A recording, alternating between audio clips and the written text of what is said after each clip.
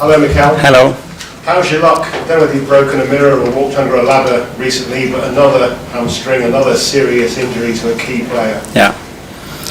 Well, yeah, it was a tough one to digest because we just got Bukayo back and then we lose Gabi. So it was tough. The team reacted like he has reacted all season.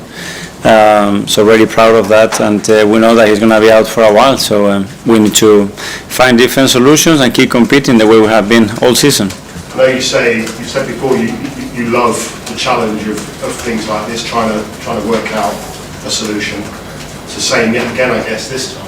Well, it has to be because we've come so far, and now we have the most important, beautiful part of the season, and we have to react to those things, you know. And that means that another players are going to have opportunities to play, and the team has to find other ways. And it is a big miss, undoubtedly, but we have the resources to cope with that.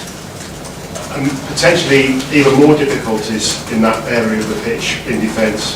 How's Ricardo Calafiori, for example? Yeah, Rick is not fit as well. That means because in the last week or so we lost 4 players, and that's obviously a big task. But let's see how Ben and Jurriën are tomorrow as well. And that's it. And keep playing and keep competing the way we have been. So is there a chance, as we speak now, that Ben and Jurriën might be available? Yeah, there's a chance, yeah.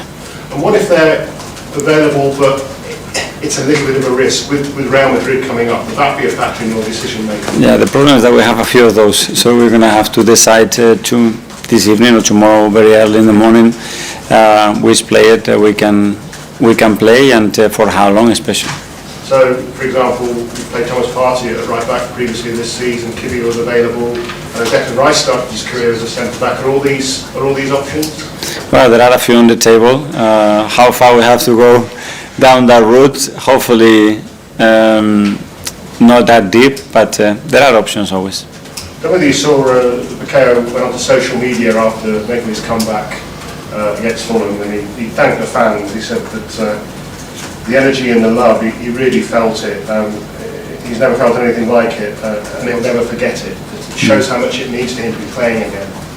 Yeah, well, it's like always that through a difficult situation, a really nice one can appear. And I think all the hard work and all the difficult moments I had in the last 4 months, I think they were paid off just by receiving that love, that support, and that admiration from all our people.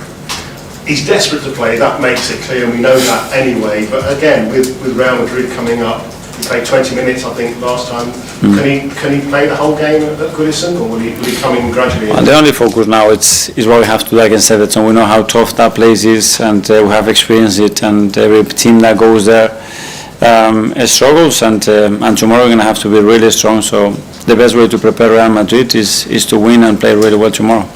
You say you know how tough Goodison can be. You know that better than anybody. 6 years there, the final time you'll ever play a football match there. Just your feelings and reflections of the place. Yeah, it will be very special.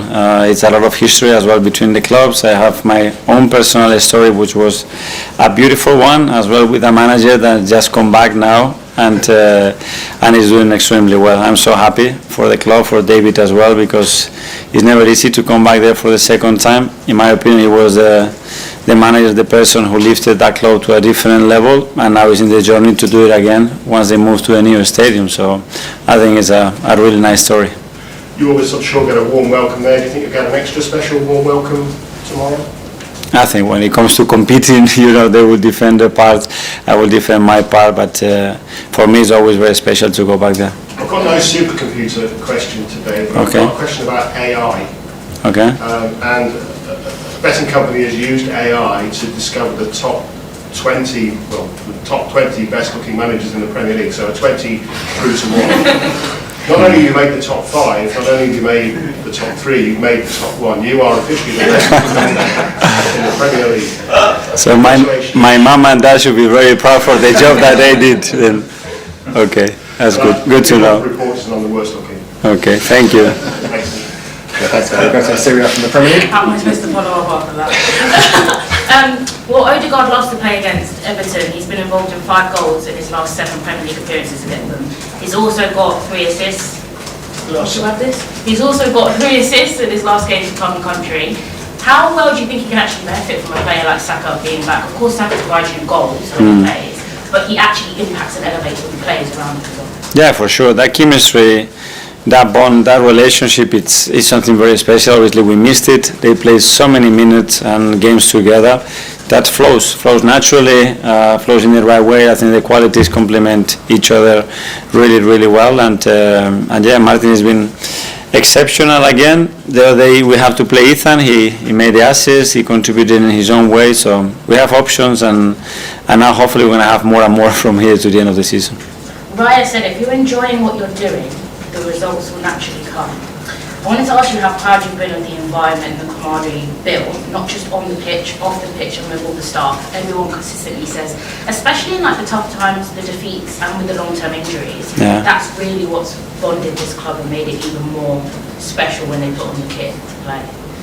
Yeah, I can talk about what I've seen there, and the feeling I have, me personally, every time I wake up in the morning, that I'm desperate to come through those doors and start to share our day with everybody, staff, players, and everybody around the club. And that's a privilege that's been built between all of us, and hopefully it will be sustained for many years.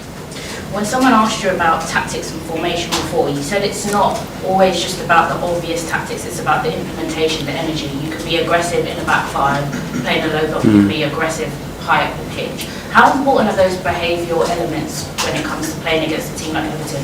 When we know how they play, we know what the atmosphere is going to be like at the stadium, but that imposing yourself on the game. Exactly, I think that's the word, exactly, because they want to play a very different game to ours, and at the end, that's the challenge every time in the Premier League, how you take the game where you want and how you make that happen as often as you possibly can, and then that will be decided in the boxes where you have to be really strong. Ian, Talksport. Hi Mikel, how are you? Good, thank you. Can I first of all start by asking about Kevin De Bruyne, who has announced this will be his last season in the Premier League. He's leaving Manchester City in the summer. You've obviously worked with him, you've obviously seen him from afar, you've had to put a team up against him.